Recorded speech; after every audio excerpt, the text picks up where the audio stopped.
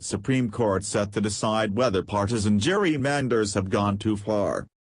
The Supreme Court on Tuesday will take up a once-in-a-decade challenge to partisan gerrymandering, a process that since 2010 has allowed Republicans to control power in at least half a dozen states where the voters are closely divided.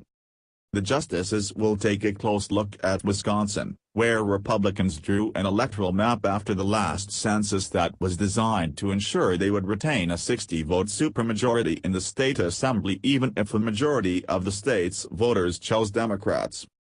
The plan succeeded as that goal. But federal judges ruled that the Wisconsin Republicans had gone too far and had unfairly entrenched themselves in power. Now the Supreme Court will review the case.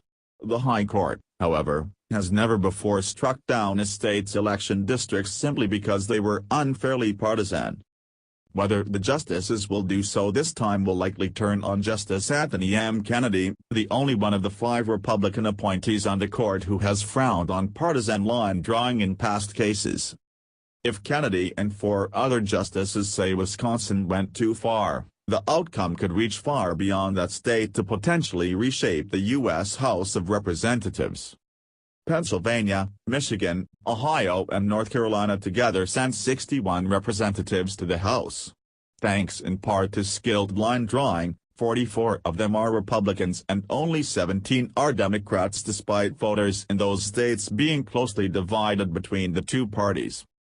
Legislative and congressional district lines in the U.S. get redrawn every 10 years, after each census. The last redistricting came after the 2010 census. In most states, elected legislators get to draw the lines, although some states, such as California, have given that power to nonpartisan commissions. The 2010 timing was lucky for the Republicans because the elections that year were especially good for them. As a result, when the time came for redistricting, Republicans had sole control over the electoral maps in many key states. They were able to draw lines that concentrated Democrats in a handful of districts, helping to give Republicans a continuing majority.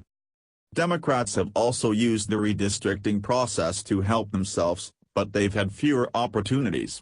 In Maryland, for example, 7 of the 8 congressional districts were drawn to favor Democrats. The justices will hear arguments from both sides today. A decision will come later in the court's term.